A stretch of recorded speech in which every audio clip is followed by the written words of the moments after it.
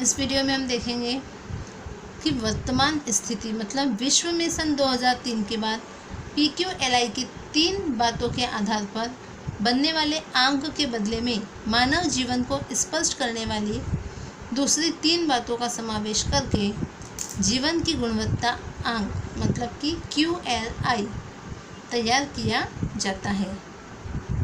तो हम देखेंगे अभी मानव विकास आंक।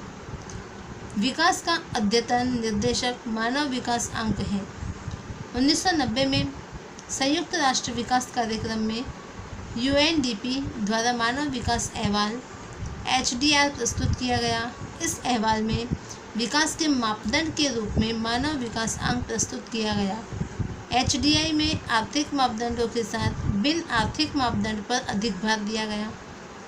HDI तैयार करने में महत्वपूर्ण भूमिका में भारत के अर्थशास्त्रियों का भी योगदान है।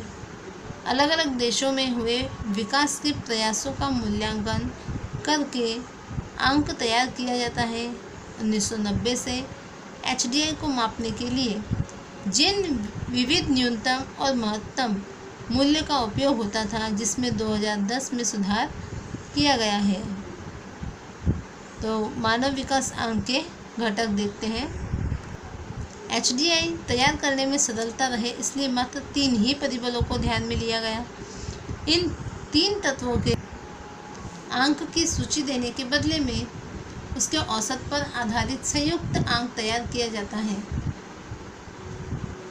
HDI के जो 3 तत्व है वो है अपेक्षित आयु, शैक्षणिक उपलब्धियाँ और उच्च जीवन स्तर। अब देखेंगे कि इसकी मुख्य बातें कौन कौन सी हैं।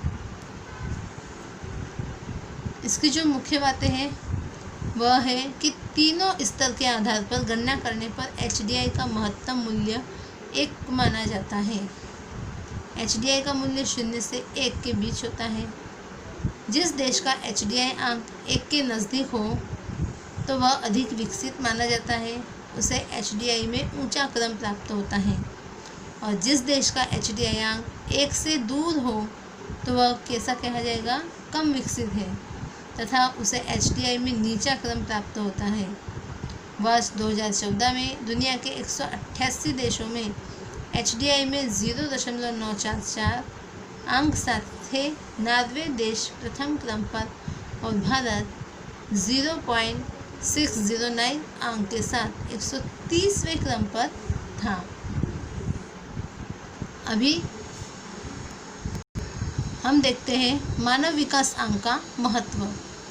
तो आर्थिक विकास के HDI के मापदंड में सिर्फ आर्थिक ही नहीं बल्कि सामाजिक कल्याण के शिक्षा एवं स्वास्थ्य जैसे मापदंड का भी समावेश किया है, जिससे यह कैसा है, परिपूर्ण बनता है। HDI आर्थिक नीति बनाने वाले सूचित करते हैं कि आर्थिक विकास साधन है और मानव कल्याण अंतिम उद्देश्य है।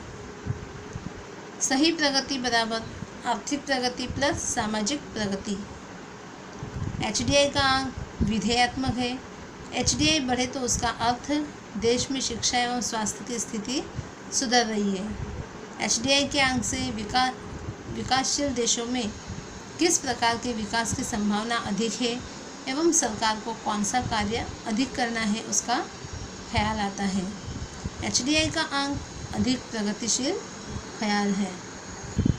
अभी हम इसकी मर्यादाएं देखेंगे कि HDI में सिर्फ 3 ही सामाजिक निर्देशकों का समावेश किया गया है, जो कैसा है, कम है। दूसरे सामाजिक निर्देशकों का समावेश करना चाहिए था। सेकंड है HDI में तीनों तत्वों को समान महत्व दिया गया है। अब वे 3 तत्व कौन कौन से? वे 3 तत्व है अपेक्षित आयु, ऊंचा जीवन स्तर और साक्षरता। तो इन तीनों को महत्व दिया गया है। वास्तव में तीनों की अलग अलग परिस्थिति में अलग अलग तीनों का महत्व होता है। मानव विकास आंक निरपेक्ष स्थिति नहीं दर्शाता। किसी एक देश की अन्य देश के साथ तुलना में कौन से स्थान पर है वह दर्शाया जाता है, जिसमें सापेक्ष प्रगति ही दर्शाई जाती है। HDI के अतिरिक्त GDI, TAI, HPI और HCI जैसे अन्य निर्देशकों का भी उपयोग किया जाता है। GDI मतलब कि जाति विकासांक, TAI मतलब तकनीक उपलब्धि अंक, HPI अर्थात मानव गरीबी अंक और HCI मतलब मानव उपभोक्ता अंक। इन सभी निर्देशकों का भी उपयोग इसमें किया जाता है। तो इस प्रकार ये चैप्टर यही फिनिश होता है। Thank you.